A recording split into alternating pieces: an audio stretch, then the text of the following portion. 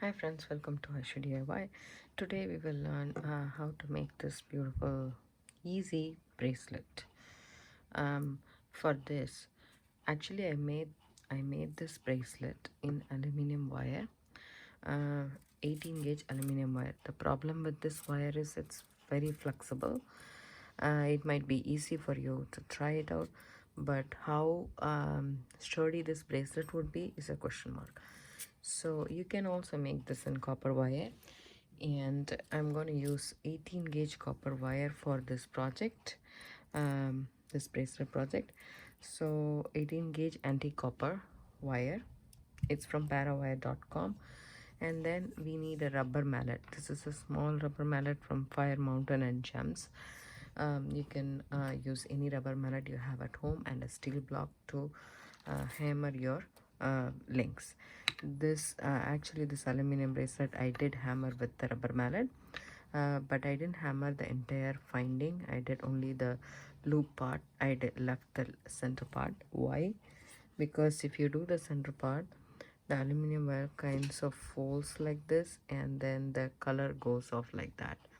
So I tried that, so it's not advisable to hammer it in the center, but you can always hammer it on the sides.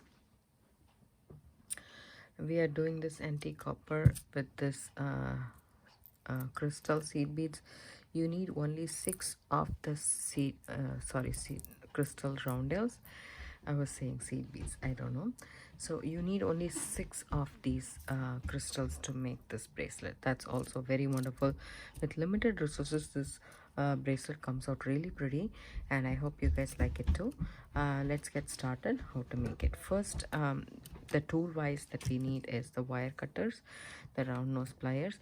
If you have bail making pliers, you can use these. And then you need a ruler with inches and centimeter, and then you need a needle nose or tweezer nose pliers, and nylon jaw pliers. If you want to straighten your wire, of course you need your nylon jaw pliers as well. So these are the stuff that we need to get started. Gather your materials up, and we shall learn how to make this pretty easy bracelet. So first of all, I like to work with the spool. So I'm gonna straighten my wire a little bit,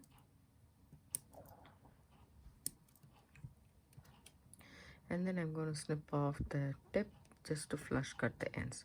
So the wire cutters has this part and this part. This part cuts the wire at an angle or pointed way, and this one cuts it flush. So you always flush cut the ends to make your links pretty. So you take your round nose pliers. I aim it about center. If you want to mark it with your pliers, you can do it with your permanent marker, but I like to work like the center, like I can eyeball it. So I just keep the wire in between the mandrels. You should not feel it. So that's how I keep it, and then I just roll it completely off to a circle until the wire comes and meets the other wire. So this is what I have, a loop. It's like a P. I want that. And then what I'm going to do is I'm just going to take my pliers and keep it after the P, just like so, to the widest part of my round nose pliers. And then I'm just going to go ahead and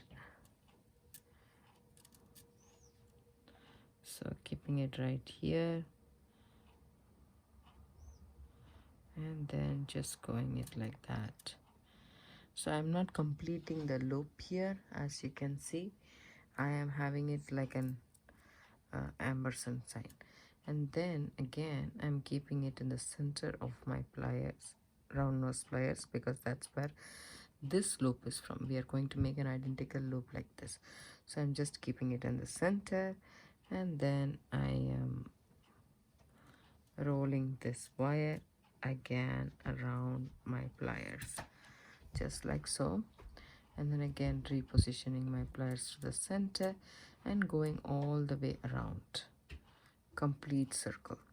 So I have this form so far. Now what I do is I take my ruler. So this is my centimeter ruler, and then I measure about a centimeter. So from where the loop ends to the from where the loop ends, I measure 1 centimeter. Okay, and then flush cut the ends. Okay, just like so. Then I'm going to take my round nose pliers, make a teeny tiny loop as possible. Just make a loop, but while I'm making a loop, I'm holding this part so that I don't distort the shape I already made. So teeny tiny loop. Okay, and then I'm just rolling it as if it's going to come inside this U. So there we go. So this is my form. This is what I want. You can take your nylon jaw pliers and kind of flatten all those things just like so, and you have your form. So like this we have to make 1 2 3 4 5 forms, so 5 links. So I already made some. We have 4 links, we will make one more. So it's pretty easy link, and then all you need to do is keep it on your bench block and then hammer it with your rubber mallet. It's pretty cheap in Fire Mountain and Gems. I believe it's around $3 to $4. This rubber mallet, this mini rubber mallet. So it's nice and sturdy for you. At the same time, it's not hammered down very hammered down flat also. So you can do it both the sides just to make sure everything is horizontal, because there is a little bump over there. Just do a couple of taps and you should be good to go.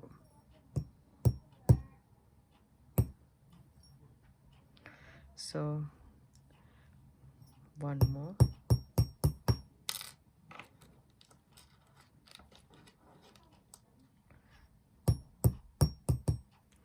We'll see one more time how to make this form. So take your 18 gauge wire,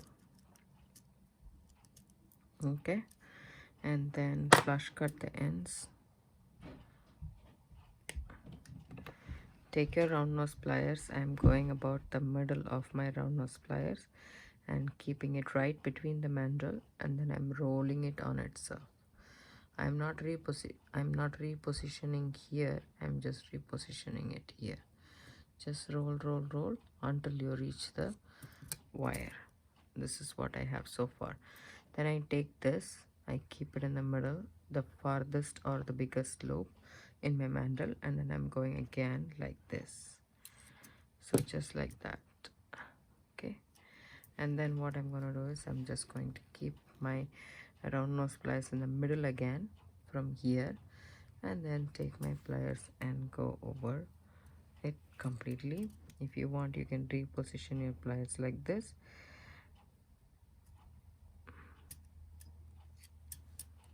All the way around until you make a complete loop, just like so. Then take your centimeter ruler and then measure about a centimeter or so, and then snip it off, snip the wire off. Okay, this is what we have so far. And then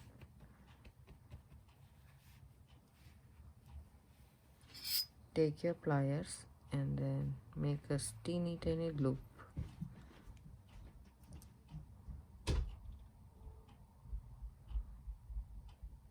Once you make the loop, take your pliers and put it in between this, and then just roll this inside, and we have our form ready. So this is how we make all the forms, and then we do hammer it with our rubber mallet.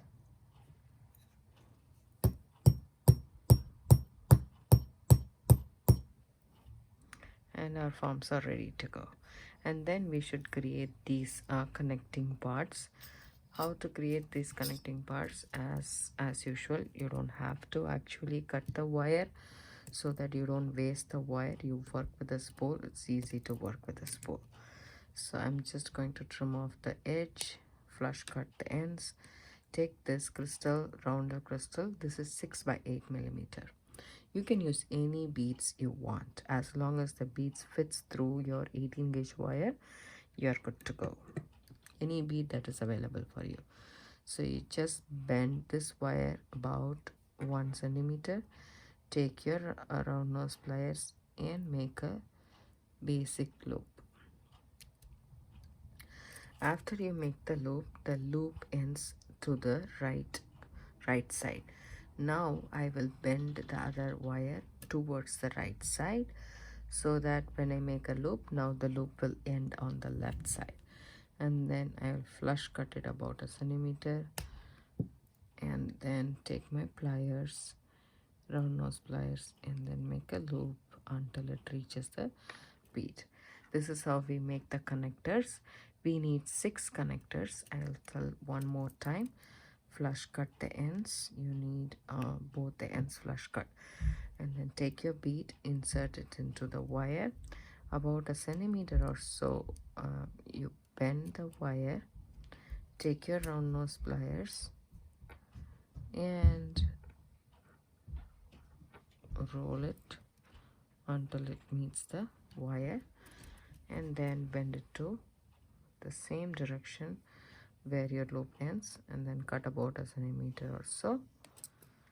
And take your pliers, and if the loop has become big, you can always snip some little bit excess, just like so, and then roll the wire until it reaches this, and our connectors are ready. Now we need 6 of these and 5 of these links, and then we shall make the end, which is the clasp, the hook, and this connector. So for that, we need to make an H shape first. That's the connector that the hoop is gonna attach. So again, I'm working with the spool.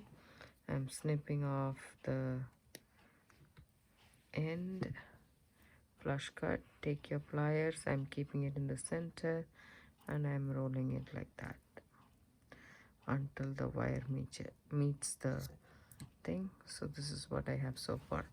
So then what I'm going to do is I'm just going to put this at the end where it meets the biggest size of my pliers, and then I'm going to roll it against like that, a complete circle. Where it meets, I just snip it off.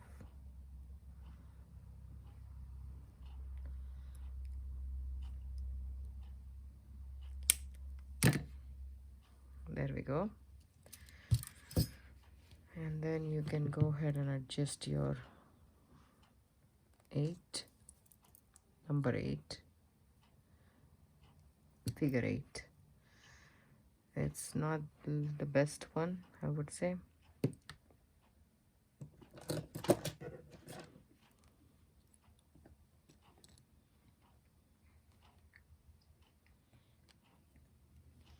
You can always adjust your forms.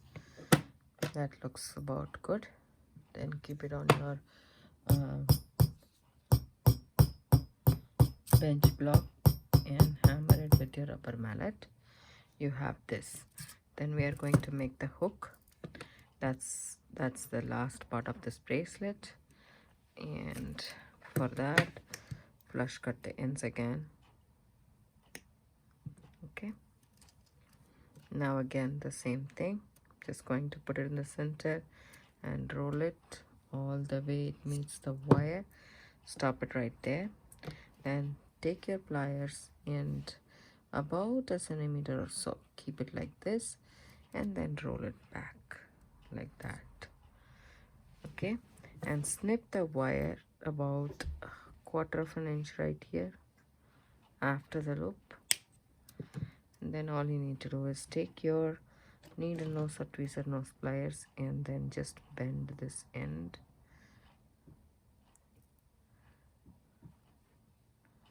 just like that, and then you can just squish this. Adjust your hook.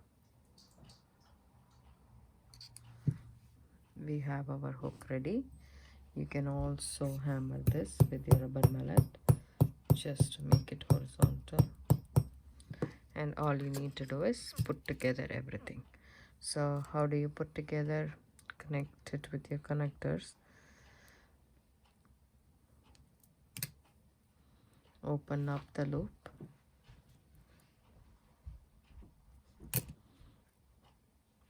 put the hook on, close the loop, open up the other loop of the bead,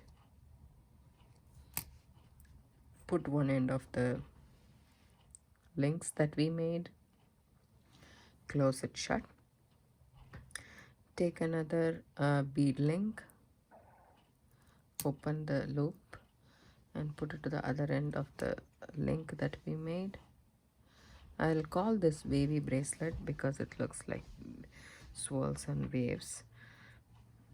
So open up the other link of the crystal roundel, add the other wave link,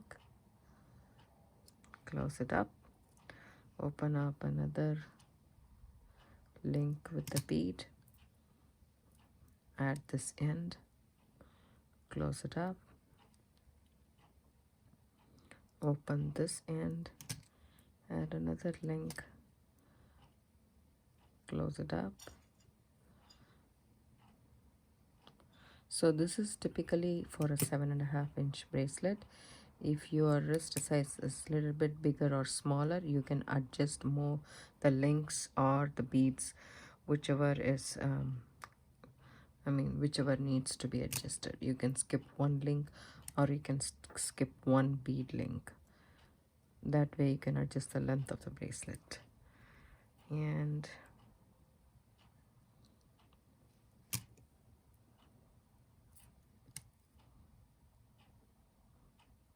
try not to open the link because we don't want to distort the shape of the link. It's better to open the link with the beads.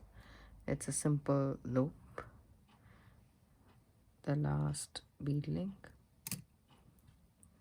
add it here, close it, open this side and add the S-link, the smaller loop of the S-link, and then close it. Our bracelet is ready. So all we need to do is, as you can see, it's very pretty.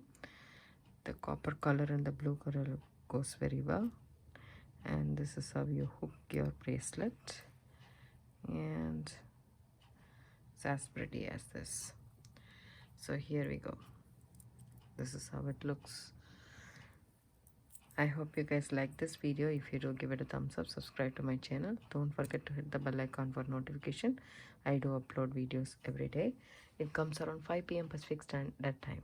Thank you so much for watching. I would love to hear from you guys. Leave me some comments below. Thank you. Bye.